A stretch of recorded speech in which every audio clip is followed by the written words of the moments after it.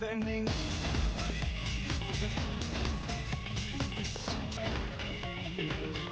When you're dead, you have with the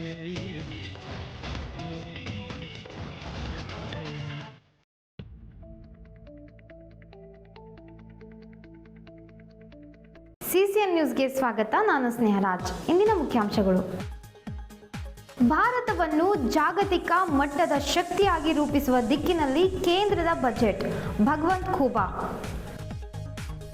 ಶರಣರು ತಮ್ಮ ಪ್ರಾಣ ತ್ಯಾಗ ಬಲಿದಾನ ಮಾಡಿ ವಚನ ಸಾಹಿತ್ಯ ಸಂರಕ್ಷಣೆ ಮಾಡಿದ್ದಾರೆ, ಸಚಿವ ಈಶ್ವರ್ ಖಂಡ್ರೆ. ಕೇಂದ್ರ ಬಜೆಟ್ನಲ್ಲಿ ಕರ್ನಾಟಕ ಕಡೆಗಣನೆ, ಬಸವರಾಜ್ ಜಾಬ್ ಶೆಟ್ಟಿ. ಔರಾದ್ ಫೆಬ್ರವರಿ 4ರಂದು ಕನ್ನಡ ಸಾಹಿತ್ಯ ಸಮ್ಮೇಳನ ಹೆಚ್ಚಿನ ಸಂಖ್ಯೆಯಲ್ಲಿ ಭಾಗವಹಿಸಲು ಮನವಿ ಮಾಡಿದ ಶಾಸಕ ಚೌಹಾಣ್.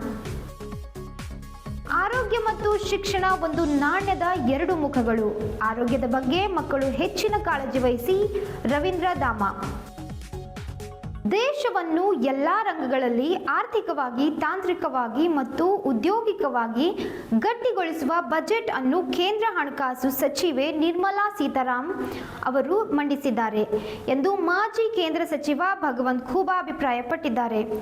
ಈ ಕುರಿತು ಹೇಳಿಕೆಯನ್ನು ಬಿಡುಗಡೆ ಮಾಡಿ, ರೈತರಿಗಾಗಿ ದೇಶದೆಲ್ಲೆಡೆ 500 ಹೊಸ ಡ್ಯಾಂಗಳ ನಿರ್ಮಾಣ, ತಂತ್ರಜ್ಞಾನ ಬಳಕೆಯಿಂದ ರೈತರ ಆರ್ಥಿಕತೆ ಮತ್ತು ಬೆಳೆಗಳ ಮಾಹಿತಿ ಮತ್ತು ಅಭಿವೃದ್ಧಿಗೆ ಒತ್ತು ನೀಡಿರುವುದು, ದೇಶದ ಮಹಾನಗರ ಪಾಲಿಕೆಗಳ ಮೂಲಭೂತ ಸೌಕರ್ಯಗಳ ಅಭಿವೃದ್ಧಿಗೆ ಯೋಜನೆಯಡಿಯಲ್ಲಿ ಅಭಿವೃದ್ಧಿ, ಇದರಡಿ ಬೀದರ್, ಕಲಬುರಗಿ ಮಹಾನಗರ ಪಾಲಿಕೆಗಳ ಅಭಿವೃದ್ಧಿ ಮುಂದಿನ ದಿನದಲ್ಲಿ ಆಗಲಿದೆ ಎಂದು ತಿಳಿಸಿದ್ದಾರೆ.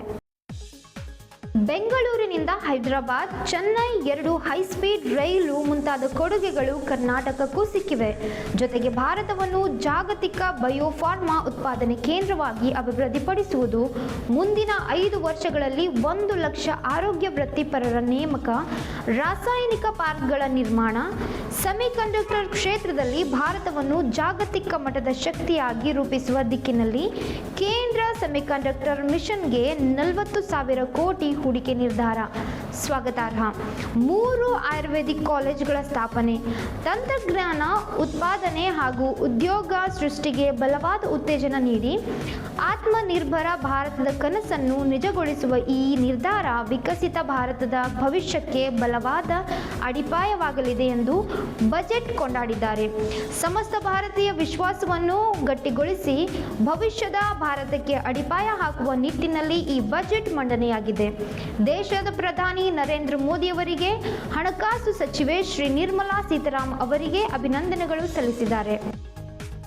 ಬಸವ ಸೇವಾ ಪ್ರತಿಷ್ಠಾನ ವತಿಯಿಂದ ಕಳೆದ 3 ದಿನಗಳಿಂದ ಇಲ್ಲಿಯ ಬಸವಗಿರಿಯಲ್ಲಿ ನಡೆದ ವಚನ ವಿಜಯೋತ್ಸವ ಕಾರ್ಯಕ್ರಮದ ಸಮಾರಂಭವು ರವಿವಾರ ನಡೆಯಿತು.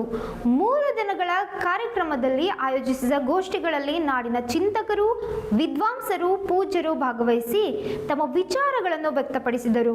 ಸಮಾರೋಪ ಸಮಾರಂಭದಲ್ಲಿ ವಚನ ವಿಜಯೋತ್ಸವದ ಕಾರ್ಯಕ್ರಮದ ಸ್ವಾಗತ ಸಮಿತಿ ಅಧ್ಯಕ್ಷರಾಗಿರುವ ಜಿಲ್ಲಾ ಉಸ್ತುವಾರಿ ಸಚಿವ ಈಶ್ವರ್ ಖಂಡ್ರೆ ಅವರು ಗುರು ಬಸವ ಪುರಸ್ಕಾರ ಕಾರ್ಯಕ್ರಮ ಉದ್ಘಾಟಿಸಿದರು. ಈಶ್ವರ್ ಖಂಡ್ರೆ ಅವರು ಮಾತನಾಡಿ, ವೈಚಾರಿಕ ವಿಚಾರತೆಯ ತಳಹದಿಯ ಮೇಲೆ ಸಮಾಜ ಕಟ್ಟಬೇಕು ಎನ್ನುವುದು ಬಸವಾದಿ ಶರಣರ ಆಶಯವಾಗಿತ್ತು ಎಂದರು. 12ನೇ ಶತಮಾನದಲ್ಲಿ ಬಸವಾದಿ ಶರಣರು ಇಡೀ ಜಗತ್ತಿನಲ್ಲಿ ಜಾತಿರಹಿತ, ಅಸ್ಪೃಶ್ಯತೆ, ಮೇಲು ಕೀಳು ಮೂಢನಂಬಿಕೆಗಳನ್ನು ತೊಡೆದು ಹಾಕಿ ವೈಜ್ಞಾನಿಕ ವಿಚಾರಿಕ ತಳಹದಿಯ ಮೇಲೆ ಸಮಾಜ ಸದೃಢ ನಿರ್ಮಾಣವಾಗಬೇಕೆಂಬುದು ಶರಣರ ಸಂಕಲ್ಪವಾಗಿತ್ತು ಎಂದು ತಿಳಿಸಿದರು. ಶರಣರು ತಮ್ಮ ಪ್ರಾಣ ತ್ಯಾಗ ಬಲಿದಾನ ಮಾಡಿ ವಚನ ಸಾಹಿತ್ಯ ಸಂರಕ್ಷಣೆ ಮಾಡಿದ್ದಾರೆ. ಅದರ ಮೂಲಕ ಸುಸಂಸ್ಕೃತ ಸಮಾಜ ನಿರ್ಮಾಣವಾಗಬೇಕು ಎಂದು ನುಡಿದರು. ಶಾಸಕ ಶೈಲೇಂದ್ರ ಬೆಲ್ದಾಳೆ, ಡಾಕ್ಟರ್ MG ಮುಳೆ, ಶಿವಶರಣಪ್ಪ ವಾಲಿ, ಮುಖಂಡ ಗುರುನಾಥ್ ಕೊಳ್ಳೂರ್, ವಿಜಯಪುರದ KBN ನಾಗೂರ್, ಇ ಸೂರ್ಯಕಾಂತ್ ಕಾರ್ಬಾರಿ, ವಿಶ್ವನಾಥ್ ಕಾಜಿ, ರಾಯರಾಜ್ ಖಂಡ್ರೆ, ರಾಜೇಂದ್ರ ಕುಮಾರ್ ಗಂದಗೆ, ಅನಿಲ್ ಕುಮಾರ್ ರಗಟೆ, ರಾಜಶೇಖರ್ ಯಕಂಜಿ, ಬಸವರಾಜ್ ರುದ್ವಾಡಿ, ಅನಿಲ್ ರಾಠೋಡ್, ಕಲ್ಪನಾ ಕರಿಬಸಪ್ಪ ಬೀದೆ, ವಿಜಯ್ ಕುಮಾರ್ ಕುಂಸಿ ಕಲ್ಬರ್ಗಿ, ಆನಂದ್ ದೇವಪ್ಪ, ಎನ್.ಕೆ. ಕುಂಬಾರ್, ಗುರುರಾಜ್ ಬೊಮ್ಮಣ್ಣ, ಬಸವರಾಜ್ ಚಟ್ನಳ್ಳಿ, ಆನಂದ್ ಬೆಡಸೂರ್, ಚಂದ್ರಕಾಂತ್ ಶೆಟ್ಕಾರ್ ಇತರರು ಇದ್ದರು. ಬಿಜೆಪಿ ನೇತೃತ್ವದ ಕೇಂದ್ರ ಸರ್ಕಾರದ 2026-27ನೇ ಸಾಲಿನ ಬಜೆಟ್ನಲ್ಲಿ ಕರ್ನಾಟಕವನ್ನು ಸಂಪೂರ್ಣ ಕಡೆಗಣಿಸಲಾಗಿದೆ ಎಂದು ಕಾಂಗ್ರೆಸ್ ಜಿಲ್ಲಾ ಘಟಕದ ಅಧ್ಯಕ್ಷ ಬಸವರಾಜ್ ಜಾಬಶೆಟ್ಟಿ ತೀವ್ರ ಅಸಮಾಧಾನ ವ್ಯಕ್ತಪಡಿಸಿದ್ದಾರೆ. ರಾಜ್ಯ, ಕಲ್ಯಾಣ ಕರ್ನಾಟಕ ಹಾಗೂ ಜಿಲ್ಲೆಯ ಜನ ಬಜೆಟ್ ಬಗ್ಗೆ ಇಟ್ಟಿದ್ದ ನಿರೀಕ್ಷೆಗಳೆಲ್ಲ ಹುಸಿಯಾಗಿವೆ ಎಂದು ಹೇಳಿದ್ದಾರೆ. ಬಜೆಟ್ನಲ್ಲಿ ಮಹಿಳೆಯರು, ಕೂಲಿ ಕಾರ್ಮಿಕರು, ಜನಸಾಮಾನ್ಯರು, ರೈತರ ಜೀವನ ಮಟ್ಟ ಸುಧಾರಿಸುವ, ಯುವಕರ ಭವಿಷ್ಯ ಉಜ್ವಲಗೊಳಿಸುವ ಯೋಜನೆಗಳಿಲ್ಲ, ದೇಶದ ಅರ್ಥವ್ಯವಸ್ಥೆ ಸುಧಾರಿಸುವ ಕ್ರಮಗಳಿಲ್ಲ ಎಂದು ಟೀಕಿಸಿದ್ದಾರೆ.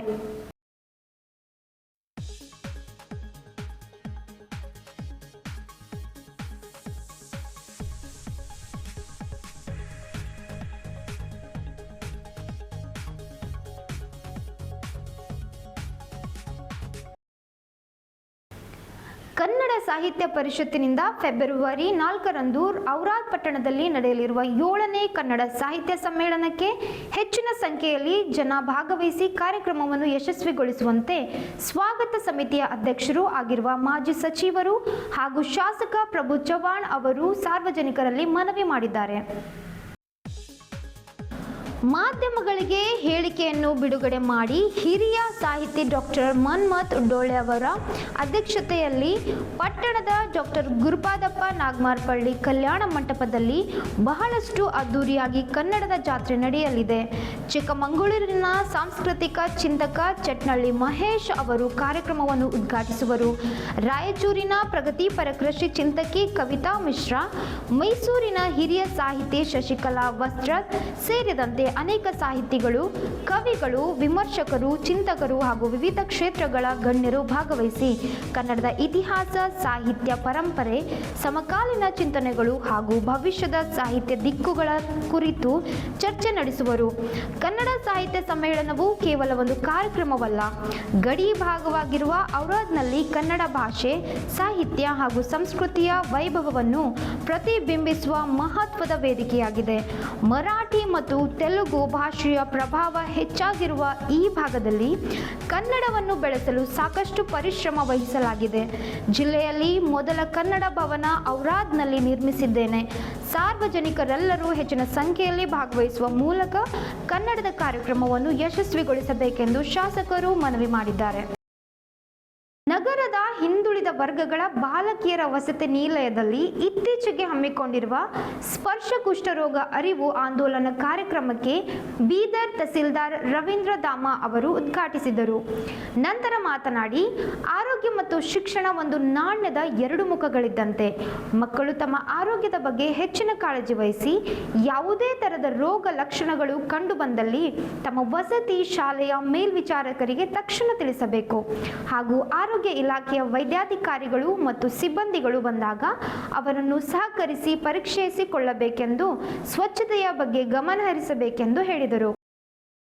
ಜನವರಿ 30ರಿಂದ ಫೆಬ್ರವರಿ 13ರವರೆಗೆ ಸ್ಪರ್ಶ ಕುಷ್ಠರೋಗ ಅರಿವು ಆಂದೋಲನ ಕಾರ್ಯಕ್ರಮವನ್ನು ಹಮ್ಮಿಕೊಂಡಿದ್ದು, ಕುಷ್ಠರೋಗದ ಲಕ್ಷಣಗಳನ್ನು ಕಂಡು ಬಂದಲ್ಲಿ ಹೆದರದೆ ಪರೀಕ್ಷಿಸಿಕೊಳ್ಳಿ.